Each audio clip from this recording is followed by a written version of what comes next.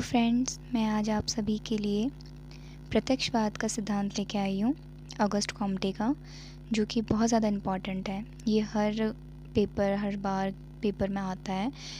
प्रत्यक्षवाद क्या है, August Comte का प्रत्यक्षवाद का सिद्धांत बताइए। ठीक है, तो हम इसके बारे में आज हम डिस्कस करेंगे। ये मेरे पर्सनल नोट्स हैं जो कि मैं आपके लिए लाई हूँ। ठीक है, पूरी हेल्प होगी, आप प्लीज़ स्किप मत करना। प्रत्यक्षवाद का सिद्धांत ऑगस्ट कॉम्टे का। प्रत्यक्षवाद एक वैज्ञानिक प्रक्रिया है जिसके अंतर्गत सामाजिक घटनाओं को काल्पनिक या दैवी शक्ति को प्रमुख आधार न मानकर उसके स्थान पर घटना के कार्य कारण संबंधों को तर्क और सोचने समझने की शक्ति का प्रयोग द्वारा ही घटना के वास्तविक कारणों का पता लगाया जा सकता है। ठीक है, यानी कि कहने का मतलब ये है कि प्रत्यक्षवाद एक वैज्ञानिक यह प्रक्रिया है जिसके द्वारा क्या होता है, जो भी हम सामाजिक घटनाएं, जो भी समाज में घटनाएं घटित होती हैं, तो उनको हम क्या करते हैं, वैज्ञानिक तौर पर देखने का प्रयास करते हैं। किन कारणों से ये घटनाएं घटित हुई है, उसका तर्क के आधार पर और अवलोकन के आधार पर हम घटनाओं को क्या करते हैं, देखने का प्रयास करते हैं। ठीक है, उसके बाद ऑगस्ट कॉम्टे के अनुसार जिस प्रकार प्राकृतिक जो घटनाएं होती हैं उनका वैज्ञानिक आधार द्वारा घटनाओं के कारणों का पता लगाया जाता है, तो उसी प्रकार से सामाजिक घटनाओं का भी वैज्ञानिक पद्धतियों के द्वारा, ठीक है, उनके प्रयोग द्वारा, वैज्ञानिक पद्धतियों के प्रयोग द्वारा ही किया जाता है, सामाजिक घटनाओं के कारणों का पता लगाया जाता है। ठीक है, यानी कि ऑगस्ट कॉम्टे ये बोलते हैं कि जिस प्रकार से सामाजिक घटनाओं, जो भी हमारी जो प्राकृतिक घटनाएँ हैं, उनका वैज्ञानिक तौर पर हम अध्ययन करते हैं। ठीक है, वैज्ञानिक तौर पर जो भी प्राकृतिक घटनाएं घटित हुई है उनका वैज्ञानिक तौर पर देखने का प्रयास करते हैं कि ये घटनाएं घटित हुई हैं, क्या कारण रह गए हैं। तो उसी प्रकार से सामाजिक तौर पर भी ऑगस्ट कॉम्टे बोलते हैं कि सामाजिक जो भी घटनाएं घटित हुई है उनका भी पता लगाया जा सकता है वैज्ञानिक पद्धतियों का प्रयोग करके। ओके, फिर उसके बाद यहाँ पर एक सरल शब्दों में हम यहाँ पे कह सकते हैं कि प्रत्यक्षवाद एक वैज्ञानिक प्रक्रिया है जिसके अंतर्गत निरीक्षण, परीक्षण, सारणीयन, साक्षात्कार, अनुसूची, प्रश्नावली आदि का प्रयोग करके घटना के वास्तविक कारणों का पता लगाया जाता है। ठीक है, यानी कि प्रत्यक्षवाद पूर्ण रूप से एक वैज्ञानिक प्रक्रिया है जहाँ पर हम निरीक्षण का प्रयोग करते हैं, परीक्षण करते हैं, सारणीयन द्वारा, साक्षात्कार द्वारा, यानी कि आमने सामने बैठकर साक्षात्कार प्रश्न पूछे जाते हैं, फिर उत्तरदाता उत्तर प्रश्नों का उत्तर देता है, अनुसूची बनाते हैं, प्रश्नावली बनाते हैं, ठीक है, फिर उसको बांटते हैं और उसी के द्वारा हमें तथ्य एकत्रित करते हैं। तो ये सारे जो हैं वैज्ञानिक पद्धतियाँ जिसका हम प्रयोग करते हैं। ठीक है, उसके बाद इन प्रयोग करके, इन सभी वैज्ञानिक पद्धतियों का प्रयोग करने के उपरांत ही वास्तविक कारणों का पता लगाया जाता है। चलिए, अब हम इसकी विशेषताओं की ओर आगे बढ़ते हैं। देखिए, मैंने यहाँ पे केवल हेडिंग लिखी हुई है, लेकिन आपको इसके आगे भी लिखना पड़ेगा। ठीक है, मैं आपको बता दूँगी, समझा दूँगी हर एक पॉइंट को, लेकिन आपको आगे को खुद ही लिखना पड़ेगा। ठीक है, इसकी विशेषताएं, जैसे कि पहला पॉइंट यह है कि निश्चित सामाजिक नियम। तो कुछ ऐसे नियम होते हैं जो निश्चित होते हैं और उनको हम अप्लाई करते हैं, उनको फॉलो करते हैं, व्यावहारिक जीवन में उसका प्रयोग करते हैं। ठीक है, तो निश्चित सामाजिक नियमों को अपनाया जाता है इसके अंतर्गत, प्रत्यक्षवाद के अंतर्गत। ठीक है, फिर दूसरा आता है वास्तविक ज्ञान। तो हमें क्या होता है, प्रत्यक्षवाद के द्वारा हमें वास्तविक ज्ञान की प्राप्ति होती है कि हम वास्तविक जो ज्ञान है ना वो लेते हैं। हमें कोई काल्पनिक या हमें कोई अंधविश्वास वाली बातें, उन पर हम यकीन नहीं करते। हमें पूर्ण रूप से हमें वास्तविक ज्ञान हमें प्राप्त होता है प्रत्यक्षवाद का अध्ययन करने के उपरांत। फिर तीसरा आता है प्रत्यक्ष अवलोकन। प्रत्यक्ष अवलोकन यानी कि कह सकते हैं कि जब अनुसंधानकर्ता घटना स्थल पर स्वयं जाकर, प्रत्यक्ष रूप से जाकर, प्रत्यक्ष अपने आँखों द्वारा ही घटना को देखता है। ठीक है, तो उसे हम क्या कहते हैं, प्रत्यक्ष अवलोकन कहते हैं, यानी कि अपने आँखों द्वारा, साक्षात अपने आँखों द्वारा देखना। ठीक है, पूर्ण रूप से, तो उसको हम क्या कहते हैं, प्रत्यक्ष अवलोकन कहते हैं। फिर इसमें गहन अध्ययन। तो प्रत्यक्षवाद में क्या होता है, गहन अध्ययन होता है, क्योंकि हम यहाँ पर घटना को के कारणों को एकत्रित करते हैं, उसके बारे में जानकारी प्राप्त करते हैं, तो कहीं ना कहीं गहन ध्यान की ज़रूरत होती है इसमें, और इसमें गहन रूप से अध्ययन होता है।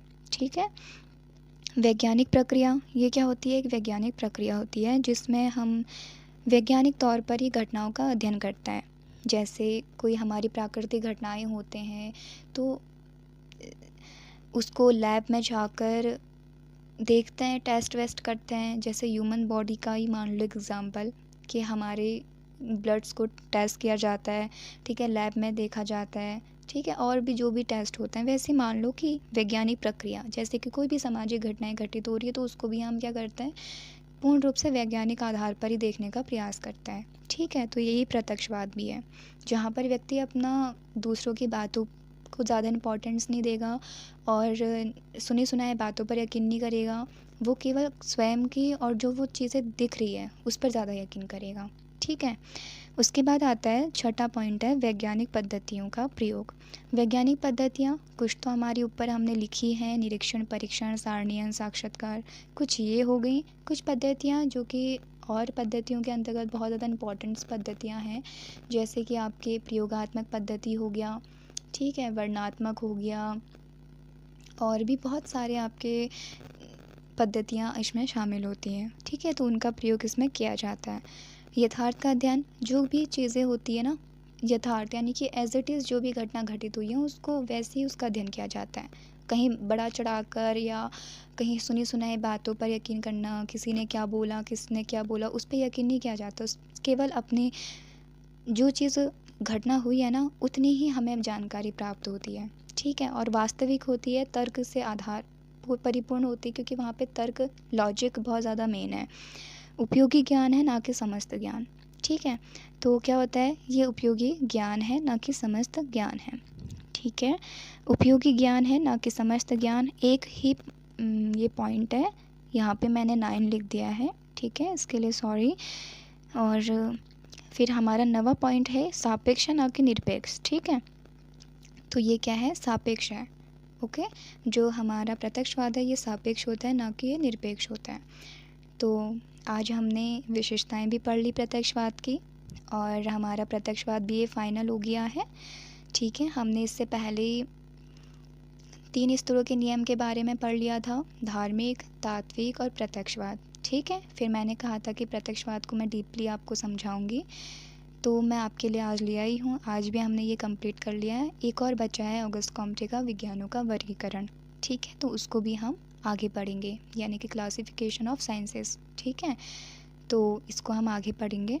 अगर ये आपको हेल्पफुल होती है, ये मेरे नोट्स पर्सनल हैं, मैंने ये नोट्स जो मैं एग्ज़ाम में लिखती हूँ वो भी मैंने आप ही को ही शेयर कर दिए हैं।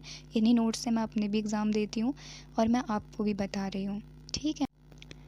फ्रेंड्स, मैंने यहाँ पे विशेषताओं के बारे में मैं आपको बता रही थी ना, तो यहाँ पे 6th पॉइंट में वैज्ञानिक पद्धतियों का प्रयोग जब मैंने बताया आपको, तो वैज्ञानिक पद्धतियाँ कौन कौन सी होती हैं ये मैं आपको बताना भूल गई हूँ।